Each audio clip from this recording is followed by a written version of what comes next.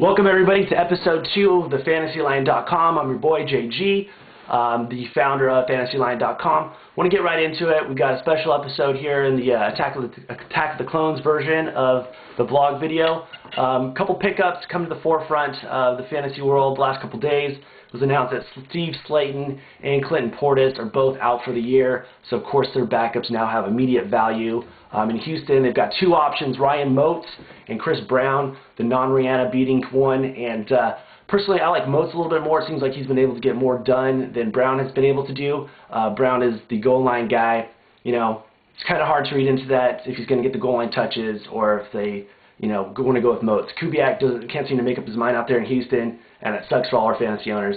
I don't own Moats in any of my leagues. In my keeper league that I still have my one team left, I do have Brown. I'd consider playing him as a flex player or running back 3, same thing for Moats. Out in Washington, they announced yesterday, the coach Jim Zorn said that they're going to go with Quentin Ganther. Never seen this kid play, don't know what he has. I think the Redskins might be trying to do the same, see what they have in the kid, and they're going with him over Rock Cartwright. I wouldn't get too crazy with him. I know he's got a great matchup.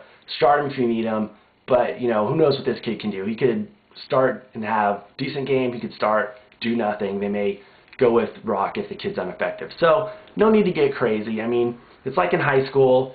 You've got your girlfriend, your girl, your chick, your boo, whatever. So you go to this dance. You guys are planning to go to prom, and you get to the dance, and then you get to the dance, and there's a new girl. She's intriguing. You don't know, but she kind of, she likes you maybe. Maybe she doesn't, but you think she does. And so you ask her to dance. You end up dancing with her. Total D move. Piss off your girl. Looks bad. How are you going to do that to your team? They got you this far. If you're in the fantasy playoffs, especially in a year like this, tricky year, hey, consider yourself lucky. You've probably got your fair share of studs on the team, so don't get crazy with these new guys. If you need them, go with them. But there's no need to not dance with the chick that you brought to the dance. And my last episode, one of the very first people to watch it was my buddy Nate, and I asked him what he thought. And he said 3 things. He said, well, you ripped on my Broncos, I hate Phillip Rivers, and you need to shave. So that's some pretty good constructive criticism. Thank you, Nate. Nate also wanted to know what was going on with Steve Slayton and D'Angelo Williams. Covered the Slayton issue, out for the year. And as far as D'Angelo Williams, he's been banged up. I know he was a big buzzkill for some fantasy owners last week with 0 points. If he finishes practices this week, he'll be able to start and get his normal load, so you want to go with him. But I would monitor that practice report. I'll go ahead and do that for you guys as well. So Nate, thanks for your comments. Anyone else who have comments, hey, you know how to get a hold of me. In my league, I was able to pick Devin Thomas, the wide receiver I talked about the other day, and I also picked up Ganther yesterday when the announcement that he was going to be starting this week. I'm on a bye, so with those 2 guys, I can take the wait-and-see approach. I might need Thomas later in the year if a guy like Reggie Wayne sits in Week 16.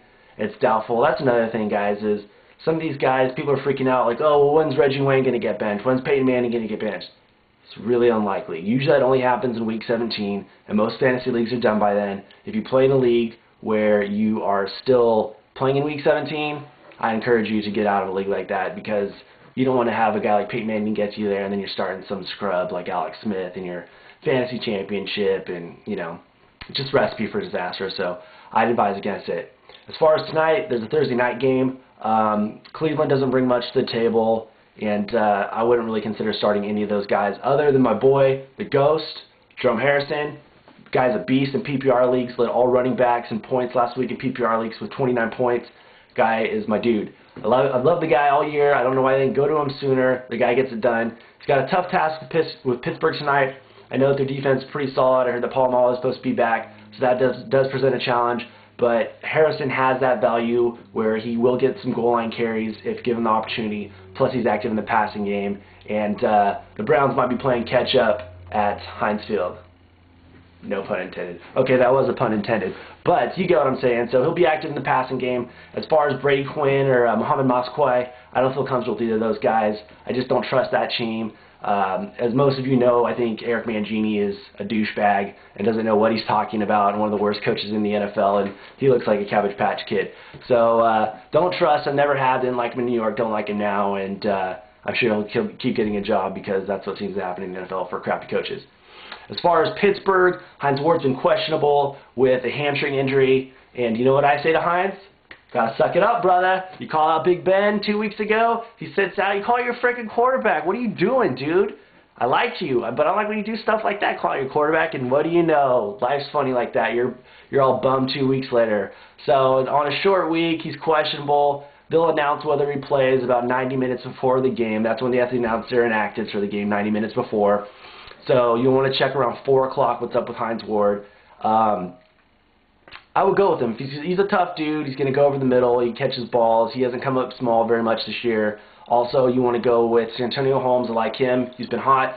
Big Ben, hard to sit him. He's performed when he's been in there. I'd even give Heath Miller a shot. He's been small the last couple of weeks. I know you're not going to feel good about doing it, but if you have a guy like Heath Miller, John Carlson, go with Heath Miller. He's due. I just think he's due. And the Pittsburgh is one of those offenses where tonight's supposed to be nasty weather, and people are shying away from that. But I don't let weather dictate my guys who I'm going to start most of the time. And, you know, call me crazy, but I think the Patriots scored 59 points earlier this year in the snow. So, hey, anything's possible. You know, weather should factor in, but don't let that be the basis of your decision. Don't start a stud because he's playing in crappy weather. You know, you just don't want to end your fantasy season like that, especially this late in the year. But yeah, as far as the game winner, I will go with Pittsburgh. They're 10-point favorites. I'll take the Browns and the points. Simply because if it is a wet, nasty game and the offensive struggle, hey, a 10-point spot is not a bad way to go.